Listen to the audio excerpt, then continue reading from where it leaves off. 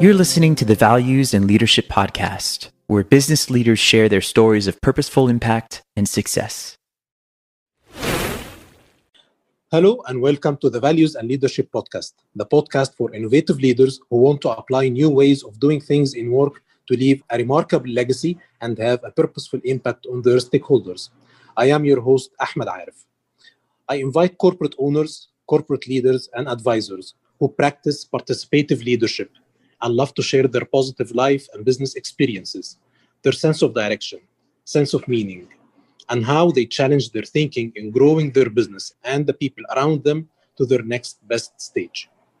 In this episode, we are discussing what I called Employee-Owned Companies 2.0 with Stephen Mabbs. Steve is an accomplished leader. He is a strategist, director, coach, and mentor with 25 years of experience building and running professional services firms.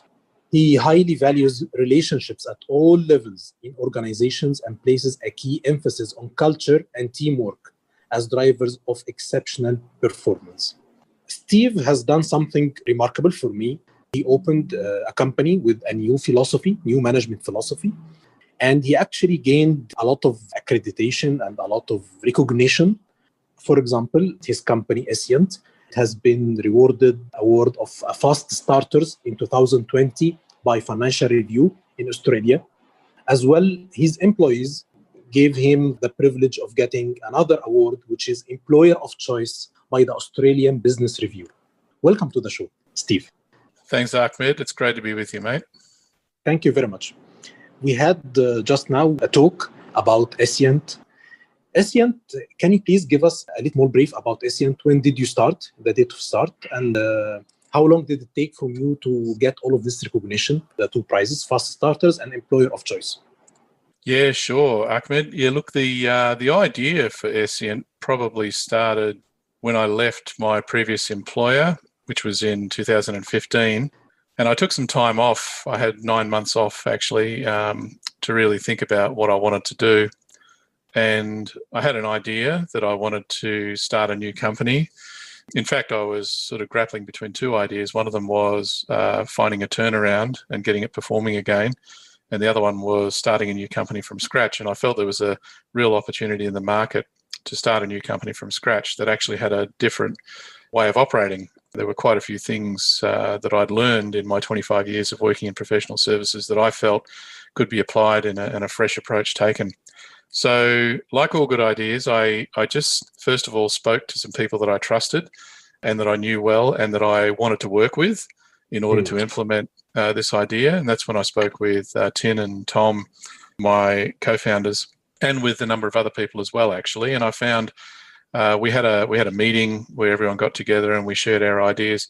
And it wasn't for everyone. There were some people who did not want to be part of it, and that was fine. So I think it was a good meeting though, because those who did want to be part of it were clear that they wanted to be part of it. And I kind of felt like we had a core group of starters who were really committed to the idea of what we wanted, even though we really didn't fully know what that idea was just yet. And then during the rest of my break, I used that time to sort of recharge my batteries and also to help form the idea a bit more about what we wanted Escient to be. And we wanted it to be a different company that was aligned in terms of the interests of clients, the company, shareholders, and employees. And by that, I mean, I'd noticed in the past that a lot of companies I felt weren't achieving their potential because the interests of employees and shareholders and clients wasn't completely aligned. And by that, I mean, for example, if the company had a good win on a project or made a lot of money, but the employees didn't see the benefit of that, they would feel that it was a bit of an unfair situation. Similarly, a lot of the projects that the industry was doing were on what was called a time and materials basis, where sometimes, quite often actually, in the digital area and IT, projects overrun. And so the client is the one who ends up footing the bill, but the company actually makes more money because more people and more time equals more profit. And to me and to the clients, that didn't really seem like a fair arrangement. So I felt like the misalignment between clients, shareholders of the company, and employees was a major reason for why companies were being held back. So one of the ideas was that if we set this company up, and we talked about it, I talked about it with my co-founders, if we set this company up, we wanted it to be an employee-owned company where any employees could be an owner. And again, applying the principle of alignment, we wanted the basis of that ownership to be the same for employees who joined, 3 or 4 years after we started versus the founders who started the company on day one, and employees who joined not long after that. So rather than separating, the economic and controlling interests of employees and founders, we decided that we were all in it together, that really there were employees who were joining on day one who wanted to buy shares, that they really should be buying shares on the same basis as the founders. And so we set up a unified share class where everybody has access to the same types of shares and the benefits, the voting rights and the economic benefits of those shares. So everyone is on an equal footing. And we decided that we would always operate openly and transparently, not only with our clients through the client advisory board and just the way that we dealt with our clients generally, but also with our team as well. So we have a very open arrangement when it comes to performance reporting of how our company is going. But also we have an annual general meeting as well where, even though I'm the CEO and employees report to me, when we're at the AGM, I'm reporting to them as owners of the company. And so it's a virtuous circle, but I do take that reporting responsibility and that accountability seriously. And because I realize that, a lot of people have tipped in their hard-earned savings into this company because they believe in what we're doing and they want to be a part of it, which I really respect. And I want to make sure that they know as much as I do about what we're doing and how we're traveling. So transparency and alignment were kind of two key principles that we set the company up on. And I guess to answer the second part of your question about how long it took us to start winning awards, we have won a number of awards, and they're different types of awards too. One of them was related to attracting top talent. So we won a LinkedIn Startup Award. The Employer of Choice you mentioned. There's a few fast growth type awards that we've won, and they're all really good recognition for our team because under the model that we have, it's not me. It's not all me. It's, we have a great leadership team, but we encourage a lot of ideas from our staff as well. And we have a great team and everyone's contributing. We wouldn't be where we are without everybody in every role, really. It doesn't matter whether you're on the consulting front line or you're a leader or even if you're working in the back office, doing finances and payroll. Everyone in this company is a top performer and bringing their A game to work every day. And that's one of the reasons why I feel so lucky, really, to be working with such an amazing group of people and who are doing such great work for our clients as well. And some of the outcomes that we're delivering for clients are pretty magical as well.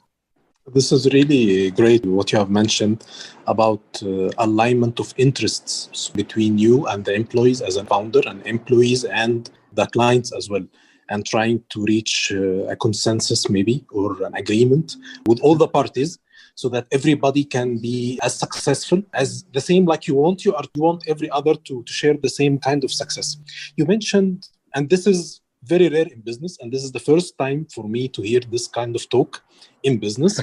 And as we discussed before the start of the show, I have never heard of a company that has been operated or started this way, and I have a lot of questions.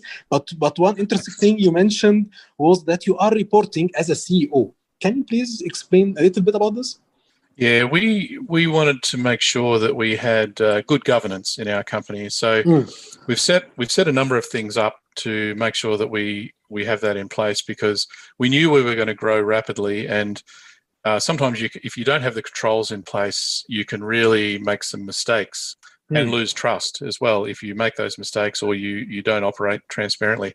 So we have a number of things in place. One of them is we have a board of directors who is actually at the moment Tom and myself. We're the two directors in the company, and I'm the secretary of the company as well, which means I have reporting responsibility to our government regulators in terms of our ownership structure and that sort of thing.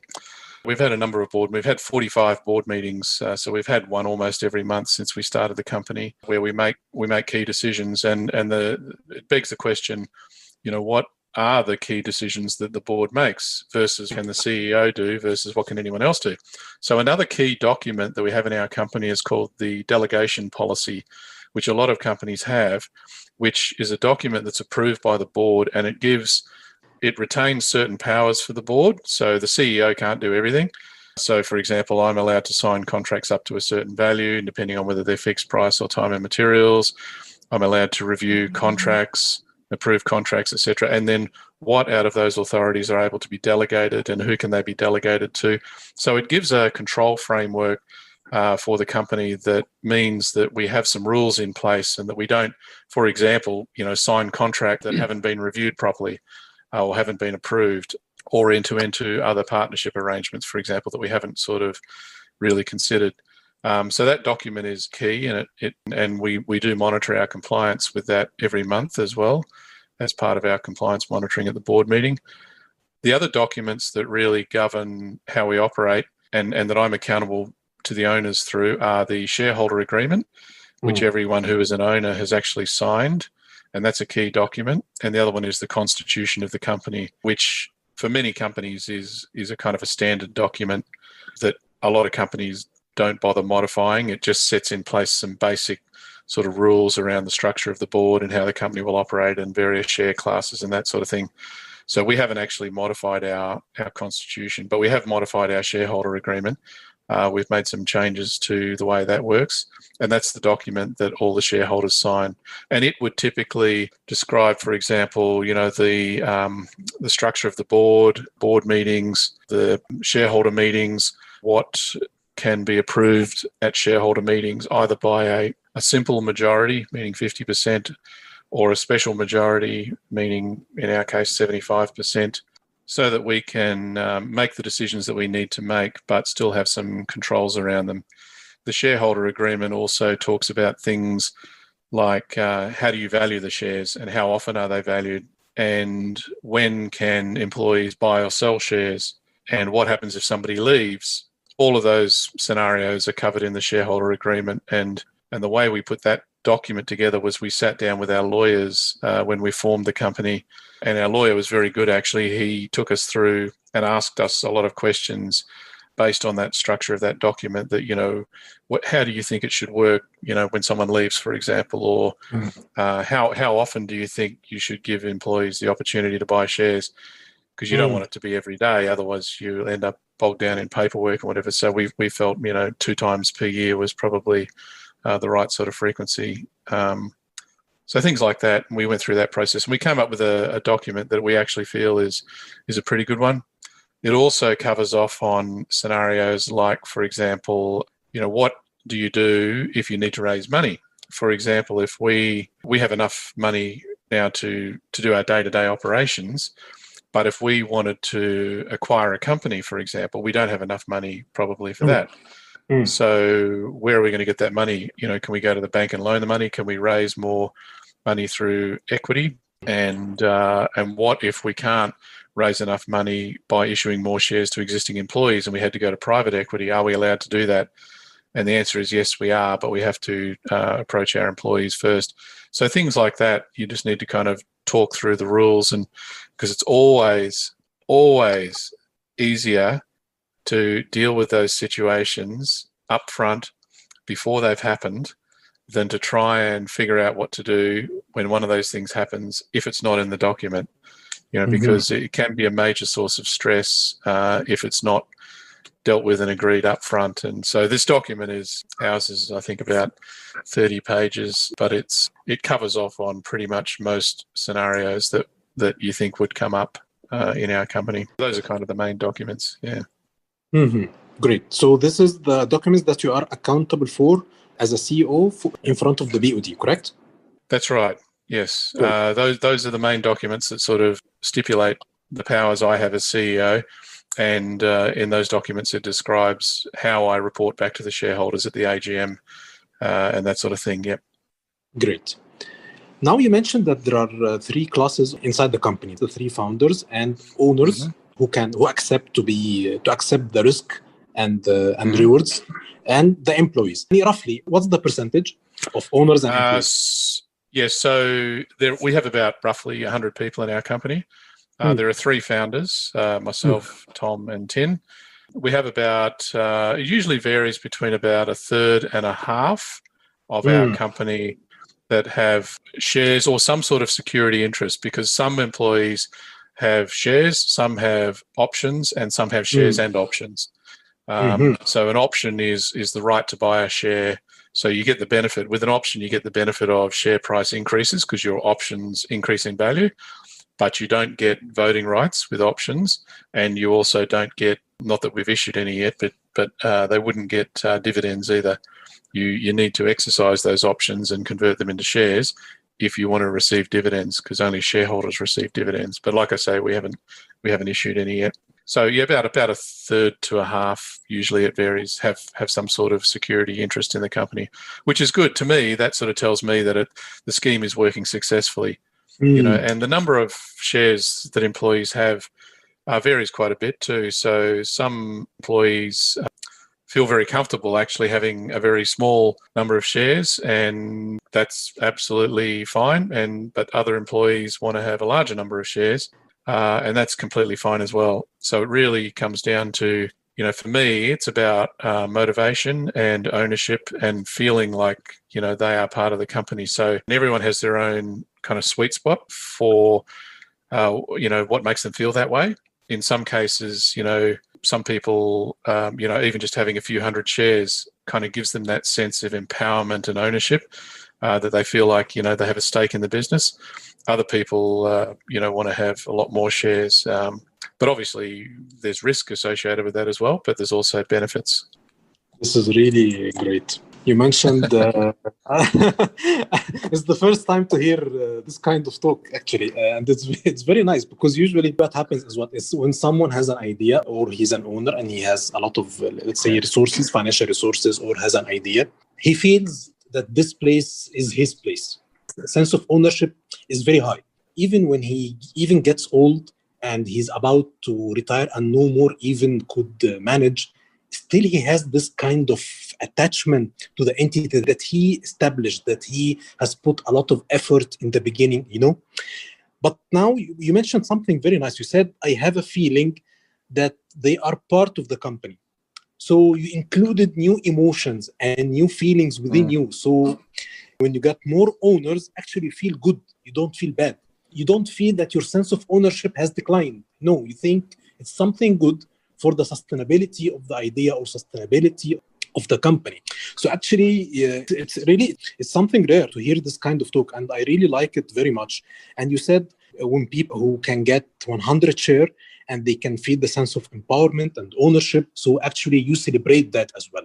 We kind of felt like, this company was going to be built on discretionary effort, where we call that the effort where people put in above and beyond what they need to for their job. We call that discretionary effort because they have the discretion as to whether or not they apply that. And we felt, for this company to be successful, there was going to be a lot of discretionary effort that people were going to be putting in. And we think share ownership is a way for them to get the benefit of that, I guess. They kind of feel like you would, if you had your own company, you'd feel like it doesn't matter if you work another 20 hours in the week, because you're creating something of value that you're going to get the benefit of. Well, we wanted our people to feel that way as well, that would kind of be fair, that, if they did decide to work really hard, and everybody does, everybody in white collar jobs, they are expected to anyway. There's expectations around that, but they kind of, they're creating a nest egg really that they're building up over time with the value of the company. Great. When you start in the beginning, I think you put in capital as founders, you put the capital, yep. And then you, as you said, there was a meeting and there was some people who accepted to be owners and all of these things. At that time, did you have clients, or you have just an idea of a company? No, we didn't have we didn't have clients. And in fact, on the first day when we started the company, we didn't have any clients, we didn't have any employees, and all we had was a little bit of money in the bank, because we didn't we didn't just tip all the money in at once. We tipped it in as we needed it because we didn't want to overcapitalize. If we didn't need it, we wouldn't have put it in because it just dilutes shares and there's no point having the money sitting there. So no, we didn't have any clients or any employees on day one. But we did have an understanding of the market, and so we had a plan, a business plan of sorts that we continued to modify as we went along. We're still modifying as we go along. It changes, based on where we think the opportunities are and the directions for our company. But we felt reasonably confident that we would be able to make a go of it based on a different value proposition that we were going to present to clients and employees based on everything we'd learned, all the things that we would have liked to have done differently over the years. Well, now we had the opportunity all of a sudden. We were starting a company from scratch. We had a clean sheet of paper.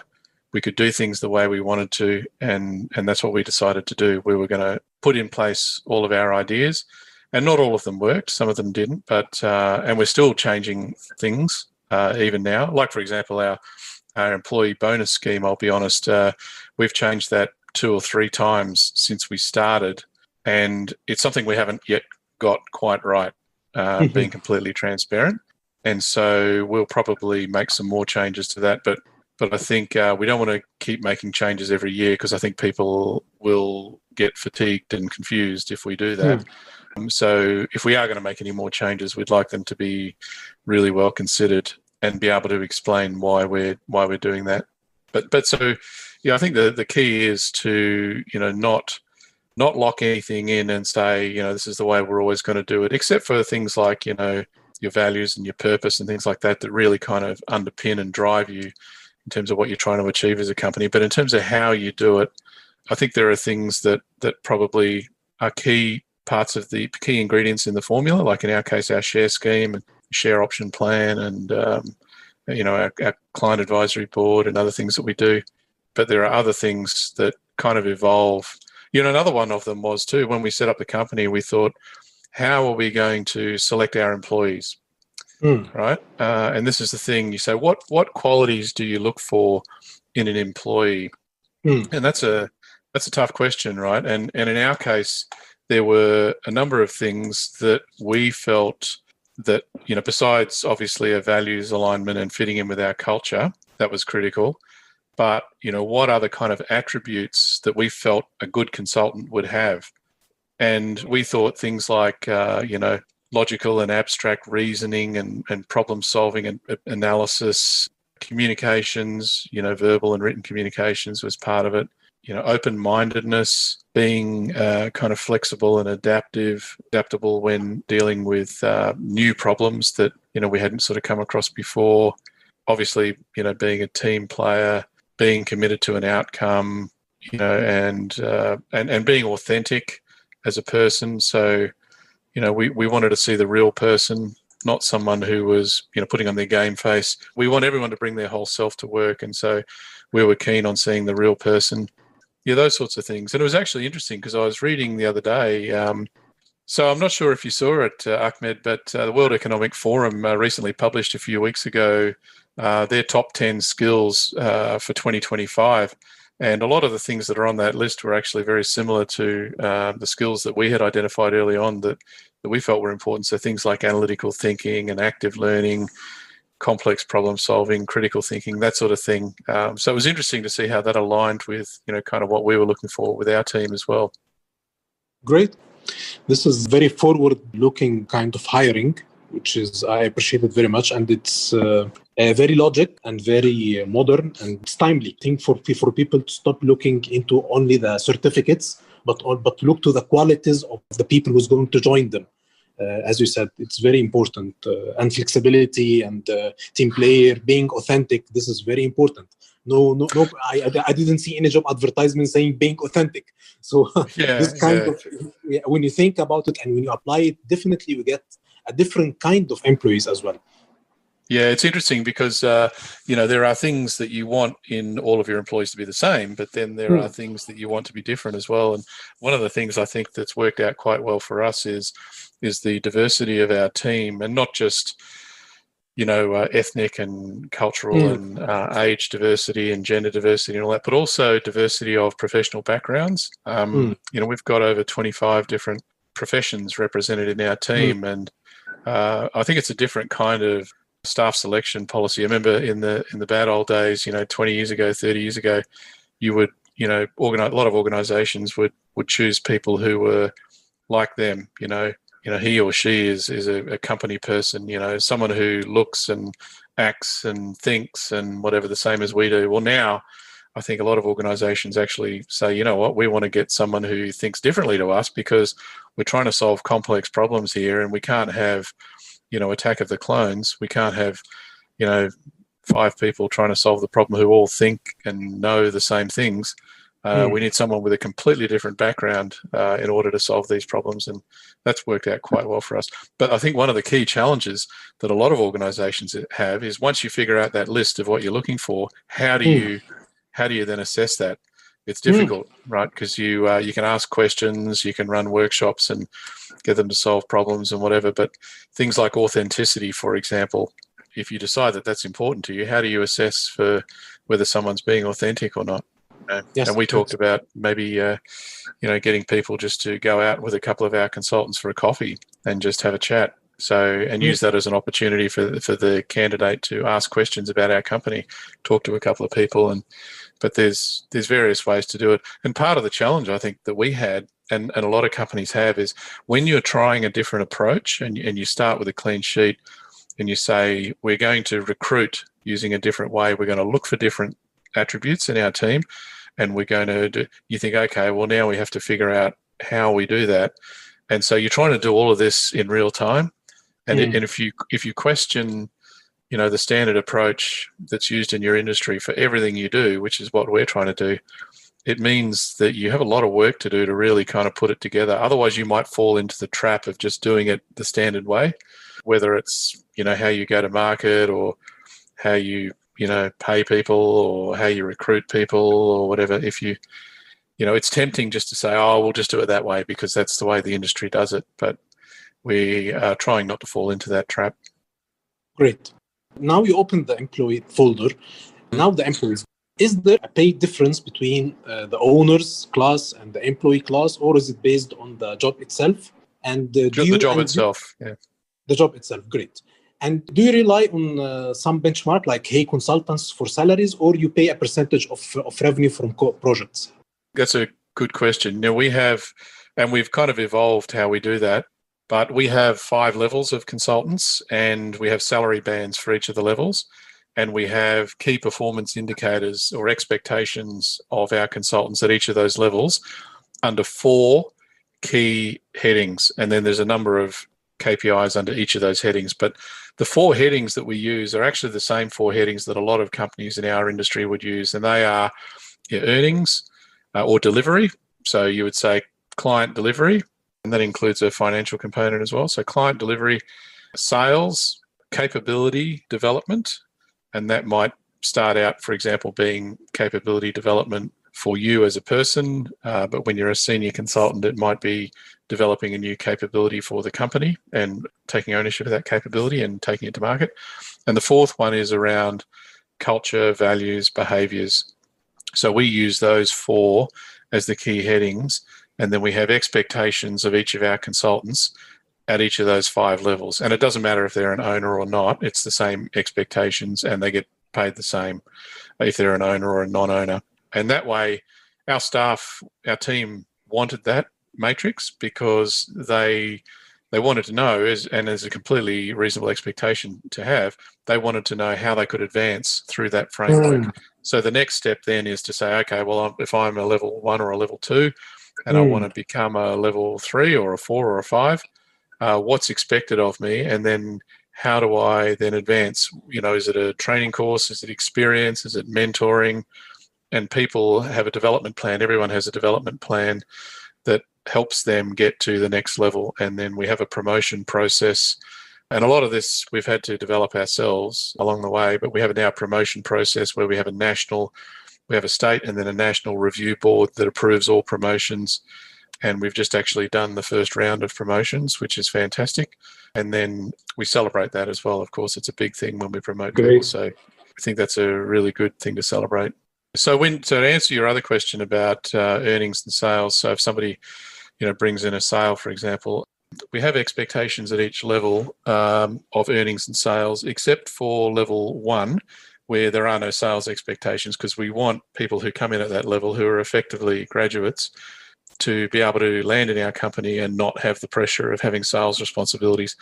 But we kind of felt that when we set the company up that, rather than just having sales as a responsibility of just a few people, really we wanted to decompose what actually made a good salesperson. And in actual fact, we found that a lot of the attributes of a good salesperson were skills that our consultants had anyway. So the ability, for example, to actively listen to a client, to understand problems, to be able to work up solutions and propose what might be in terms of a way that we could solve that problem.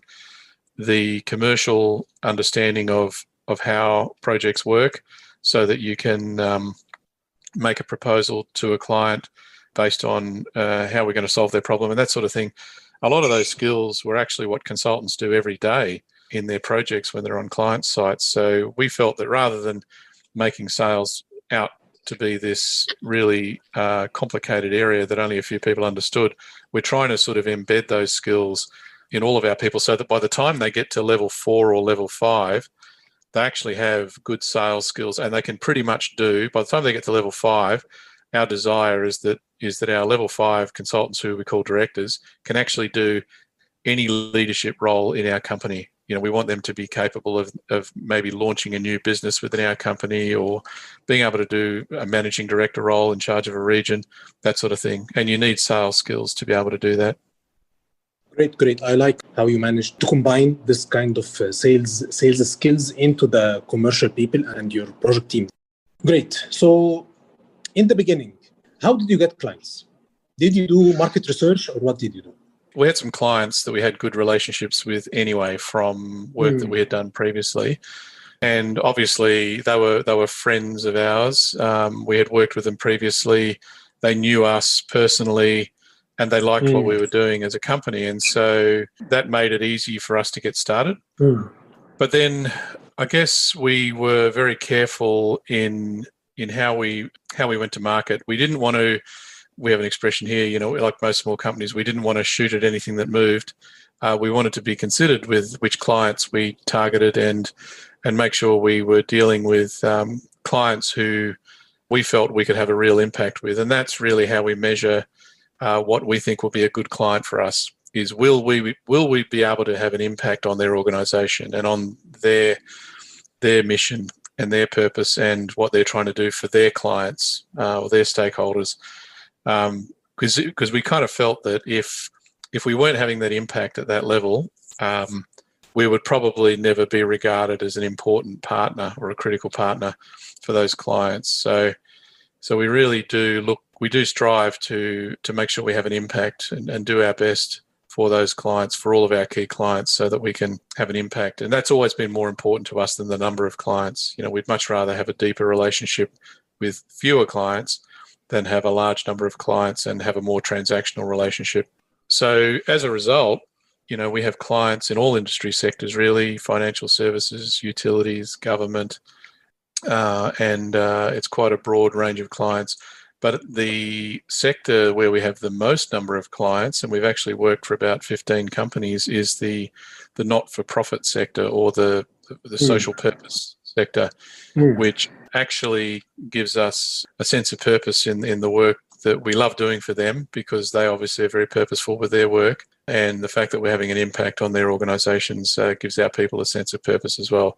Because when we did a survey a while ago, we looked at our employee value proposition, where we asked our employees to tell us what the key reasons that they worked for us were.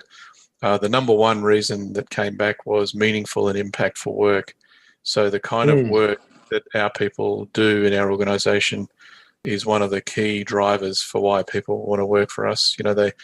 They want to have an impact on the world, and they see that working with our organisation is one way that they can achieve that. And so that's important for them, and it's important for us as well to make sure we try and find those projects. And I recall from our first episode that you mentioned that because of the impact of the word, you don't want to have clients such as the alcohol industry or the tobacco industry because you want to have an impact. So that's why you exclude them, because they're not a good fit for you. Yeah, I mean, we're trying, like, many people, we're trying to make the world a better place. And, I feel quite strongly that those industries probably aren't a good fit for our company. Great. Really, this is very insightful to get all of this information and insights from you. And how did you form the company? How did you start, depending on your personal connection from the past? How did you build on it? And you initiated a new company with a new mentality and a new understanding of what an alignment of interest could be. And how's this thing evolving over time? It's not static. You are always developing all the kind of things that's working, and you are getting the voice of employees back. And this is even affecting your strategy with your clients, affects the way you do work. I really like this kind of business model you are implementing. And definitely you earned the recognition that you got as a fast starter and as an employee choice. Thank you. Really, I Thank find you, Ahmed.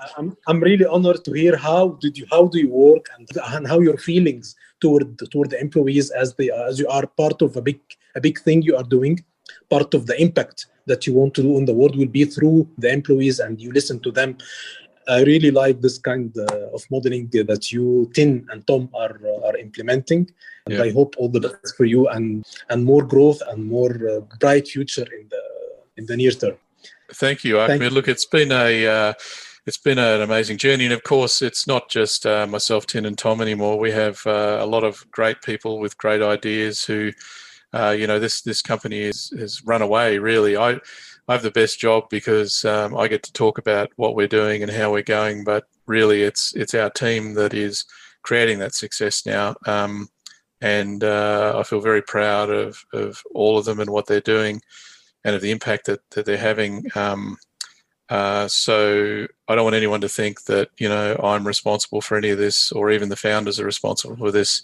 We were the ones who got the company going initially, but there've been so many good leaders that have come along since then. Rebecca and Victoria and Alan and Stephen, and so many great consultants as well.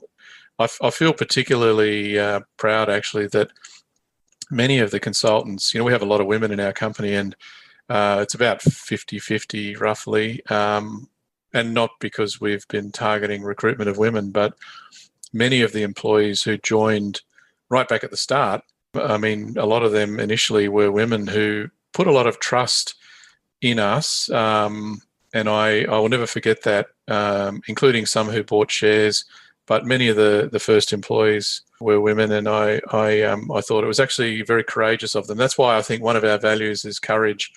When we did a values discovery, creativity, courage, and selflessness. And I love that we're creative, and I love that we're selfless, but I also love that we're courageous as well. And I think those employees who joined us when we really didn't have a company at the start, as well as actually tipped in money to buy shares. I thought it was extremely courageous of them, and I love telling that story. Great. This kind of spirit and environment, this is very important for the sustainability and the growth of the company. And I really admire what you are doing, and I hope the best for you and more growth in the future. No, thanks, Ahmed. It's been great talking to you, mate. Looking forward to our next chat. Sure. Thank you, Steve. Thank you very much. Thank you. Dear listeners, in the next episode of the Values and Leadership podcast, we will share the secrets of success from another successful leader in business. Tune in to learn more about participative leadership and purposeful impacts in business.